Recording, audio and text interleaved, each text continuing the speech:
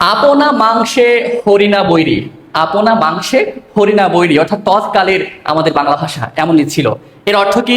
হরিণের মাংসই তার জন্য শত্রু। হরিণের মাংসই তার জন্য শত্রু। আমরা জানি যে হরিণের মাংস খুবই সুস্বাদু।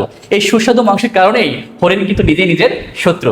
চলো আজকে ইউনিক একটা বিষয় নিয়ে আলোচনা করি। তোমরা স্মার্ট বোর্ডে দেখতেই পাচ্ছ যে আমরা বেশ কিছু তথ্য এখানে সন্নিবেশিত করেছি, যেগুলো চর্যাপদ থেকে। আমরা জানি যে বাঙালি হিসেবে, বাংলা জাতি হিসেবে, বাংলা ভাষী হিসেবে আমাদের আদিম দর্শন বা আমাদের সুপ্রাচীন যে সাহিত্য সেটি কি? চর্যাপদ। তো চর্যাপদ ডক্টর শহীদুল্লাহের মতে 650 থেকে 1200 খ্রিস্টাব্দের মধ্যে, অর্থাৎ এই সময়টাতেই মূলত ধারণা করা হয় যে চর্যাপদ লিখিত হয়েছে। তার মানে অনেক দিন আগেকার একটা বিষয়। তো ওই সময়ে আমাদের চর্যাপদের ভাষাটা কেমন ছিল সেই সম্পর্কে আমরা জানবো। পাশাপাশি বিসিএস, ব্যাংক, আবার ক্ষেত্র বিশেষ বিভিন্ন বিশ্ববিদ্যালয়ের পরীক্ষায় আসে এরকম কিছু তথ্য আমরা এখানে আলোচনা করব। দেখো, আমাদের আজকে আলোচনার বিষয় হচ্ছে চর্যাপদের প্রবাদ বাক্য আছে 6টি। চর্যাপদের প্রবাদ বাক্য কয়টি? 6টি। এবং এই যে প্রবাদ বাক্য, গুরুত্বপূর্ণ যে বাক্য, এই বাক্য থেকে অনেক সময় পরীক্ষায় দিয়ে দেয়, যেগুলো প্রতিযোগিতামূলক পরীক্ষা হয় সেই সব জায়গায়। তো এখন দেখো, আমরা এখানে মূলত পদ ও তার অর্থ সম্পর্কে জানবো এবং চর্যাপদের ওই পদটা বা কবিতাটা কত নম্বর সেটা জানবো, আর তার রচয়িতা বা লেখক বা কবিকে সেটাও আমরা জানবো। মূলত অনেক সময় দেখা যায় যে আপনা মাংসে হরিণা বৈরী কততম পদ, এরকম পরীক্ষা আসতে পারে। অথবা আপনা মাংসে হরিণা বৈরী এটা কার লেখা, কোন কবির, ভুসুকুপা, এরকম প্রশ্ন আসতে পারে। তাহলে আজকে ক্লাসে আমরা একদম প্রাচীন বাংলা ভাষা সেই সম্পর্কে জানবো, পাশাপাশি বিভিন্ন প্রতিযোগিতামূলক পরীক্ষায় যেরকম প্রশ্ন হয় সেই সম্পর্কে একটা স্পষ্ট ধারণা রাখবো। দেখো, আমাদের প্রথম যে প্রবাদ বাক্য সেটা কি? আপনা মাংসে হরিণা বৈরী। আপনা মাংসে হরিণা বৈরী অর্থাৎ তৎকালের আমাদের বাংলা ভাষা এমনই ছিল। এর অর্থ কি? হরিণের মাংসই তার জন্য শত্রু। হরিণের মাংসই তার জন্য শত্রু। আমরা জানি যে হরিণের মাংস খুবই সুস্বাদু। এই সুস্বাদু মাংসের কারণেই হরিণ কিন্তু নিজেই নিজের শত্রু। যাই হোক, এটা কততম পদ? 6 নম্বর পদ। কততম পদ? 6 নম্বর পদ। আর এই চর্যাপদের যে কবিগুলো আছেন বা চর্যাকরগুলো আছেন, তার মধ্যে এই প্রবাদ বাক্যটা কার লেখা? ভুসুকোপা। কার লেখা? ভুসুকোপা।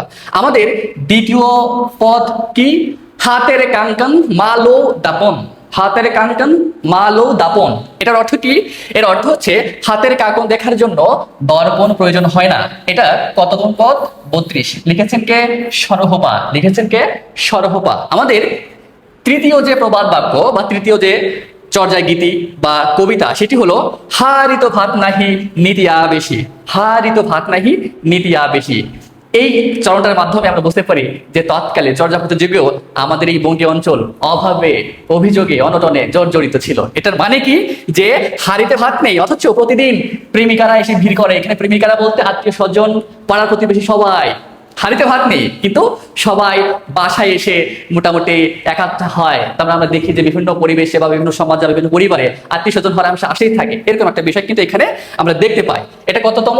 এটা 33 নং পদ। এবং লিখেছেন কে? ধেন্দনপা। লিখেছেন কে? ধেন্দনপা।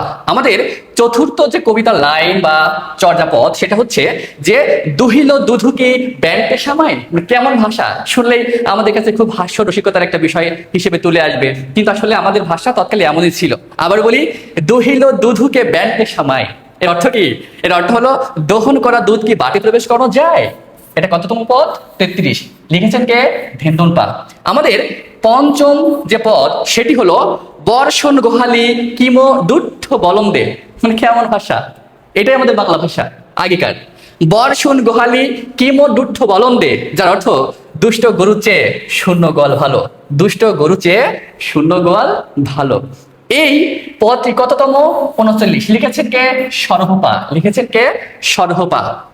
আমাদের সর্বশেষ অর্থাৎ 6 নম্বর যে প্রবাদ বাক্য সেটি হলো অনচাহান্তে আনো বিনঠা। অনচাহান্তে আনো বিনঠা, যার অর্থ, বাংলা অর্থ, অন্না চাহিতে অন্ন বিনিষ্ঠ। অন্ন চাহিতে অন্ন বিনিষ্ঠ। এটা কততম পদ? 44। লিখেছেন কে? কঙ্কনপা। তাহলে প্রিয় শিক্ষার্থী, যারা মোটামুটি দেখেছো এই ভিডিওটি, তোমাদের সকলের জন্য খুবই ফলপ্রদায়ী হবে। যে চর্যাপদের যে প্রধান প্রবাদ বাক্য কয়টি? 6টি। সেই 6টির বাংলা অর্থ সহ আমরা এখানে আলোচনা করেছি, এবং সেই পদগুলো কত নং পদ সেটা আমরা আলোচনা করেছি, কে বা কারা লিখেছেন সেটা আমরা এখানে উপস্থাপন করেছি। আশা করি এই ভিডিওটা তুমি যদি ভালো মতো পড়ো বা মুখস্থ করো, তাহলে বিসিএস, ব্যাংক, ইউনিভার্সিটি অ্যাডমিশন যে কোনো পরীক্ষা আসলে যথার্থ দিতে সক্ষম হবা। ধন্যবাদ।